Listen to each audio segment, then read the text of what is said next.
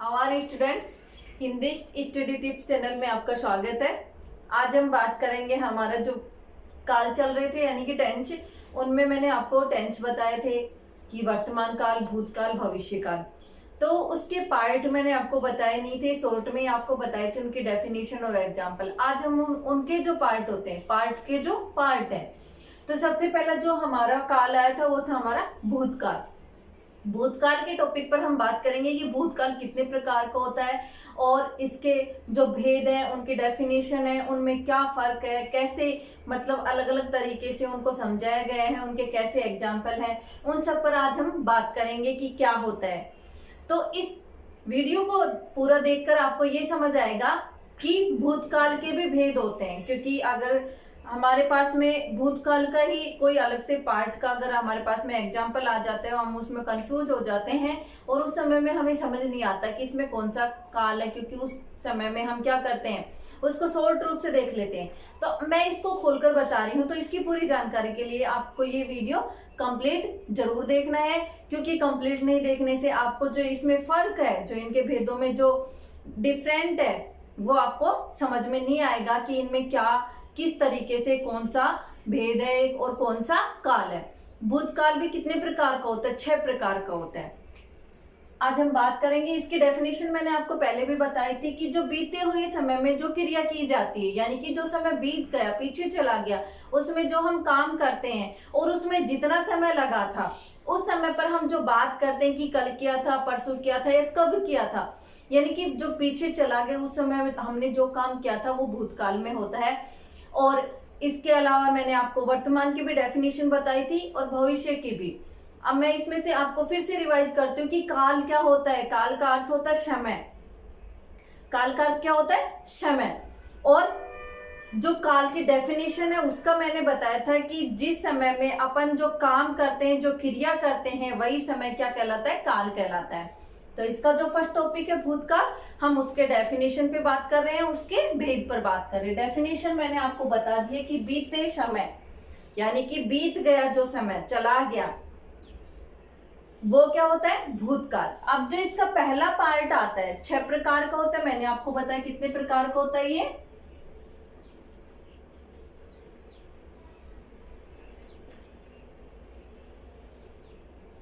इसके 6 प्रकार होते हैं और सबसे पहला जो इसका प्रकार आता है वो आता है हमारा सामान्य भूतकाल।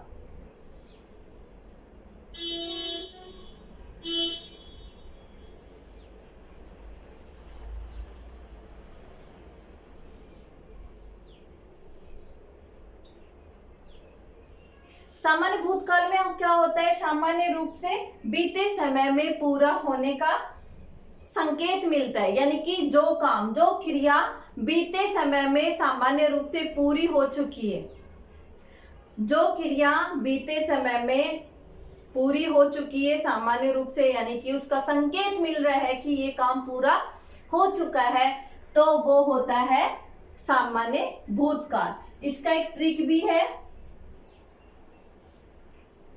जिसके अंत में आ, ई, ए, था, थी, थे।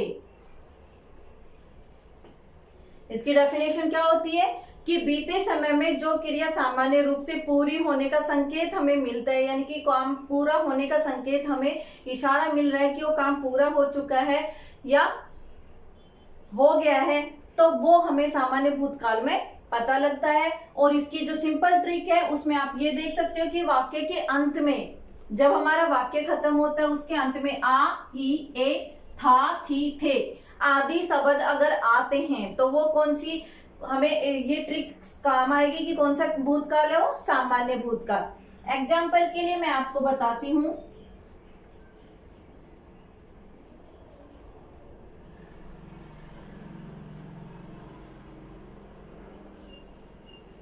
मैंने गाना गाया, ये इसका उदाहरण है।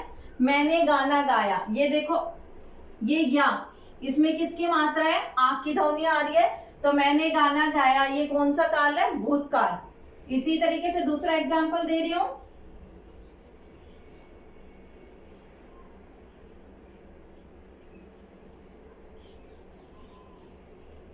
खिलाड़ी खेलने गए, गए कौन सा है, ए आ रहा है। तो श्री राम ने रावण को मारा, मैं यह काम कर रही थी। ऐसे अगर हमारे पास में ऐसे वाक्य आते हैं जिसमें आ, ई, ए, था, थी, थे, यानी कि पूरा होने का वो काम का संकेत मिला है हमें, तो वो कौन सा होगा हमारा, सामान्य भूतकाल। ये थी इसकी डेफिनेशन। अब हम बात करेंगे इसके नेक्स्ट भेद पर, जो इसका सेकंड भेद आता है।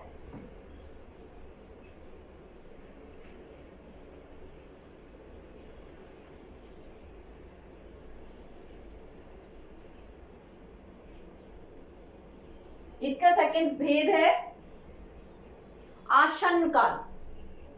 सामान्य के बाद में कौन सा आता है, आसन्न काल।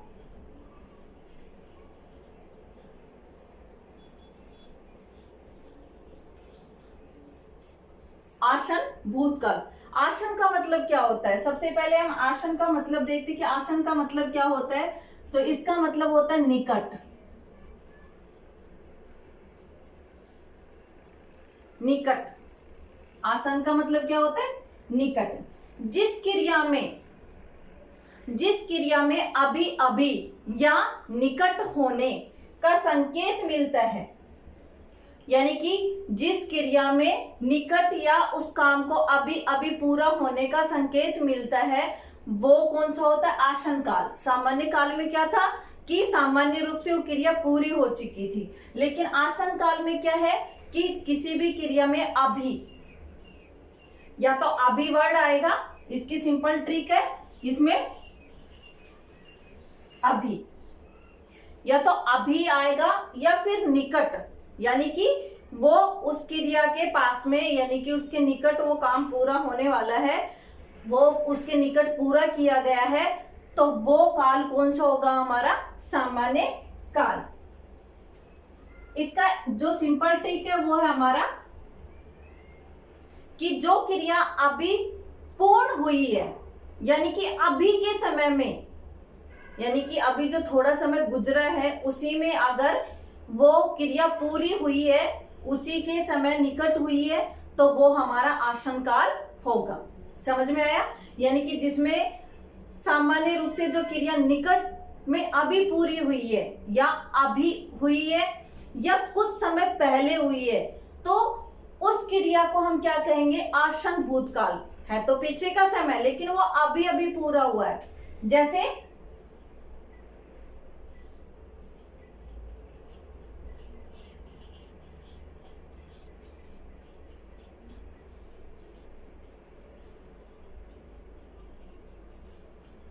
ये जो मैं ट्रिक आपको बता रही हूँ, ये आप राइट भी कर सकते हैं क्योंकि आपके काम आएगी, कि ये सिंपल ट्रिक है और इसको आप आसानी से पकड़ सकते हैं। उदाहरण के लिए जैसे मैं आपको समझा रही हूं कि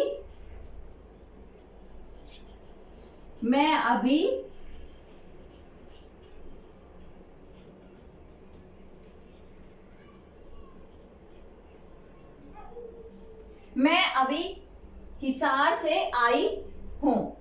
तो अभी मैंने अभी बोला था आपको कि जिसमें अभी यानी कि कुछ समय पहले या जिस समय के निकट, उसके पास में जो क्रिया पूरी हुई है, आना मेरी क्रिया थी, यानी कि मैं काम कर रही हूँ, कहां से आई हूँ, हिसार से, लेकिन कहा अभी, कब आई थी, अभी। तो ये जो अभी आ रहा है यानी कि कुछ समय पहले की ही बात है तो वो भूतकाल की, वो समय चला गया, लेकिन अभी यानी कि कुछ समय पहले पूर्ण हुआ है, तो ये आता है हमारा आसन्न काल। मैंने सेब खाया है,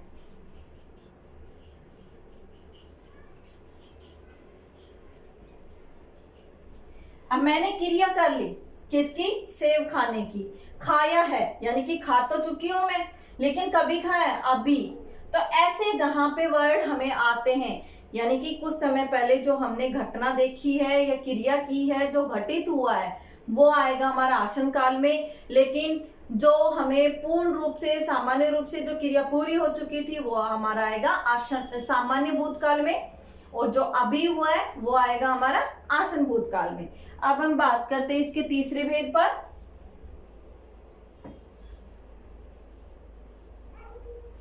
अब तीसरा जो भेद है इसका वो है पूर्ण भूतकाल। जो इसका तीसरा भेद है वो है पूर्ण भूतकाल।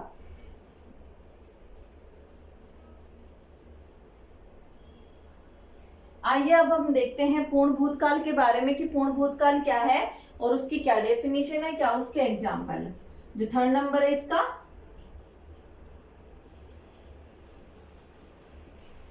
पूर्ण भूतकाल। नाम से ही पता लग रहा है पूर्ण का मतलब क्या होता है, पूरा। अब इसमें क्या फर्क है, उसमें तो था कि हमें संकेत मिला है सामान्य रूप से पूरी हो चुकी है। आसन में क्या था कि अभी अभी पूरा हुआ है, लेकिन पूर्ण भूतकाल यानी कि उसका निश्चित रूप से पूरा होने का संकेत मिला है। जो क्रिया निश्चित रूप से भूतकाल में पूरी हो चुकी है वो पूर्ण भूतकाल होता है। जैसे मैंने उदाहरण के लिए बोला, वह दिल्ली गया था। वह दिल्ली गया था, तो गया था श्योर है, निश्चित है, कहाँ गया था, दिल्ली। इसकी सिंपल ट्रिक हमारे पास में एक और भी है, जिसके लास्ट में था, थी, थे, चुका था, चुकी थी, चुके थे। अगर ऐसे वर्ड जिनके लास्ट में हमारे सामने दिखते हैं, वाक्य के अंत में अगर हमारे सामने ये वर्ड आते हैं, तो ये निश्चित रूप से पूर्ण भूतकाल होता है। यानी कि एक तो सिंपल ट्रिक ये हो गई हमारे पास में। सामान्य में क्या था, थी, वो गए, आ, ई, ए, था, थी, थे, ये था। लेकिन इसमें क्या था, उसमें सामान्य रूप से पूरी हुई थी, इसमें निश्चित रूप से पूरी हुई है, ये इनमें फर्क है। तो एग्जाम्पल के लिए मैंने बोला वह दिल्ली गया था, मैं अभी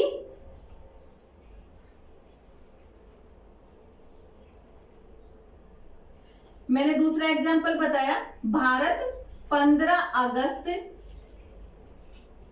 1947 को आजाद हुआ था। तो यानी कि ये 15 अगस्त 1947 को आजाद हुआ था, ये डेट क्या है, इसकी निश्चित है और ये श्योर है। तो जहां पे ऐसी निश्चित बातें हमारे सामने आती है वो हमारा आता है पूर्ण भूतकाल। अब इसका जो नेक्स्ट टॉपिक है, यानी कि इसका जो नेक्स्ट भेद है भूतकाल का, फोर्थ नंबर का, वो आता है हमारा अपूर्ण भूतकाल। अभी था पूर्ण भूतकाल थर्ड नंबर का, लेकिन अब फोर्थ नंबर का जो हमारा आ रहा है वो है अपूर्ण भूतकाल।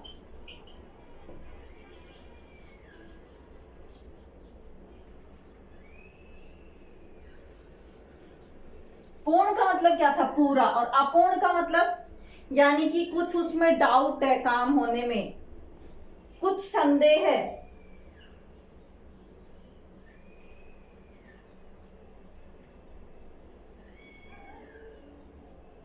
अब इसमें क्या है, उसमें तो पूर्ण हो गई थी क्रिया, लेकिन अपूर्ण भूतकाल में क्या है, अपूर्ण भूतकाल में है कि काम शुरू तो हो गया है लेकिन खत्म होने का कोई उसका पता नहीं है।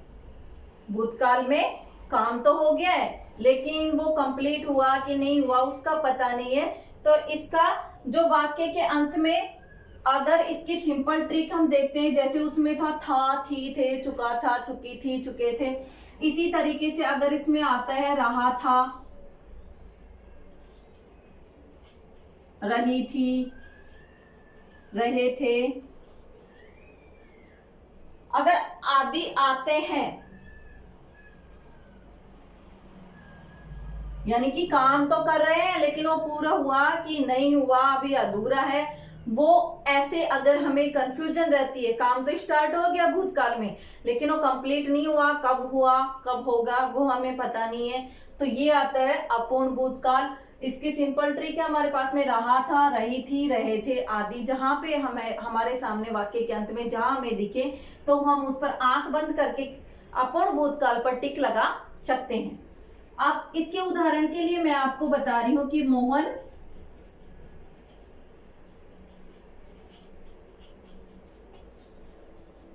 मोहन घूम रहा था। अब मैंने मोहन को घूमते हुए देखा, यानी कि पिछले समय में घूमते हुए देखा, लेकिन वो घूम रहा था, वहां से आया नहीं, कब तक घूमा, ये बात अभी क्या है, कंफ्यूजन में है, यानी कि उस पर थोड़ा डाउट है। वो काम क्या है, कब पूरा हुआ, उसका हमें संकेत नहीं मिला। तो ये कौन सा है, अपूर्ण भूतकाल में। सीता खाना बना रही थी,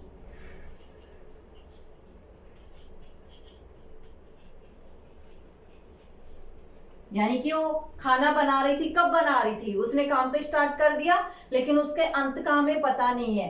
तो ये सारी बातें जहां पे हमारे सामने आती हैं वो आता है हमारा अपूर्ण भूतकाल। अब हम इसके जो 5 नंबर का टॉपिक है उस पर बात करेंगे कि 5 नंबर का टॉपिक क्या है, उसकी क्या डेफिनेशन है, उसकी क्या सिंपल ट्रिक है। तो इसका जो 5 नंबर का टॉपिक आता है वो आता है संदिग्ध का।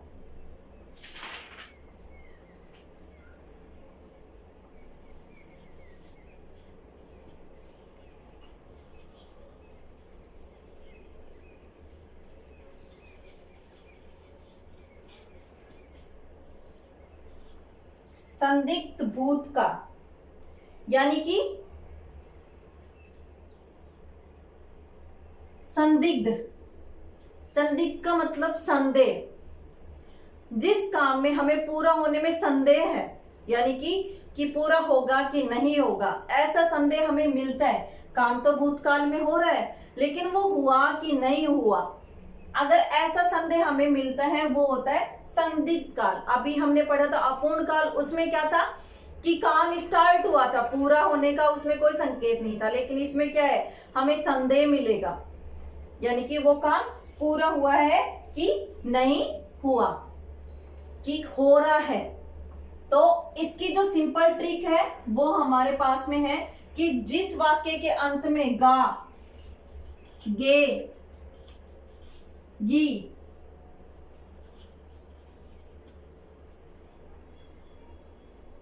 गा, गे, गी ऐसे वर्ड हमारे सामने आते हैं तो वो होता है हमारा संदिग्ध भूतकाल। जैसे मैंने उदाहरण के लिए आपको बताया,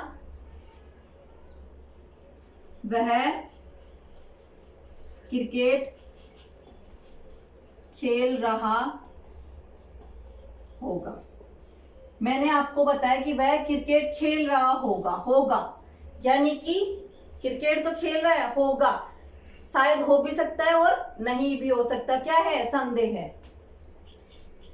वह घूम रही होगी, या वो खेल रहे होंगे, खिलाड़ी खेल रहे होंगे। ऐसे जहां पे, जैसे मैंने बोला गी, गा, गे, ऐसे जहां पे वर्ड हमारे सामने आते हैं वाक्य के अंत में, अगर हमें ऐसा शो होता है तो उस पर हमें ज्यादा सोचने और विचारने की जरूरत नहीं है। हम आंख बंद करके कौन से काल पर टिक लगा सकते हैं, संदिग्ध काल पर। नाम से ही पता लग रहा है कि संदेह, जिस वाक्य में हमें संदेह है कि वो काम हो रहा है, यानी कि वो कर रहे होंगे।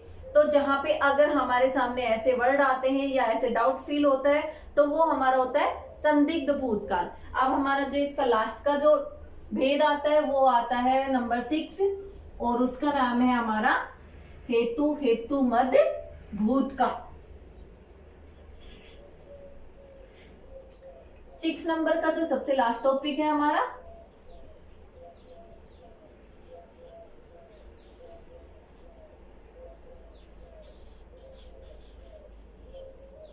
हेतु, हेतु मद भूतकाल।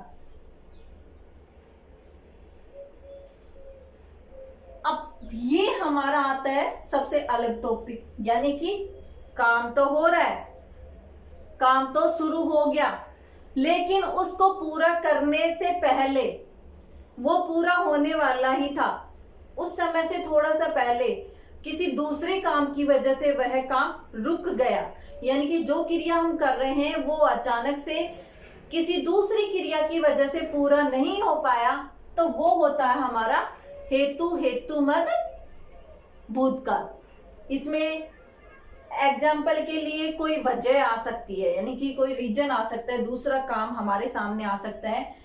जैसे उदाहरण के लिए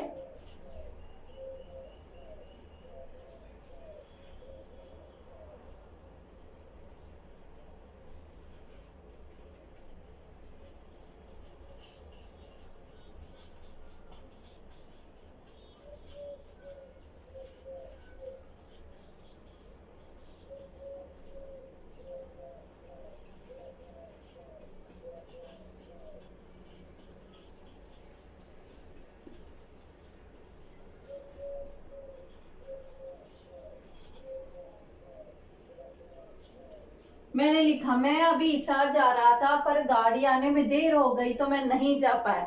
यानी कि मैं काम तो करना चाह रहा था लेकिन दूसरा काम क्या हो गया, गाड़ी में आने में देरी हो गई, तो ये जो मेरा पहला वाला काम था वो इसकी वजह से रुक गया। इसी के साथ में मैंने दूसरा एग्जाम्पल दिया, मैं आगरा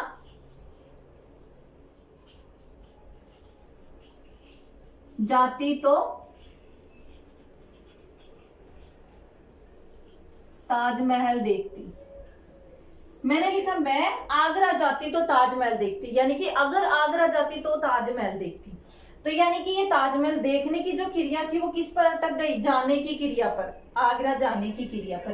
तो इस प्रकार से एक क्रिया दूसरी क्रिया की वजह से रुक जाती है, यानी कि काम पूरा होने से हमारा रुक जाता है, तो वो हमारा होता है हेतु हेतुमद भूतकाल। आई होप कि आपको ये सारे टॉपिक समझ में आए हो। तो इस वीडियो को ज्यादा से ज्यादा लाइक एंड शेयर करें और इस चैनल को सब्सक्राइब करें। Thank you, have a nice day.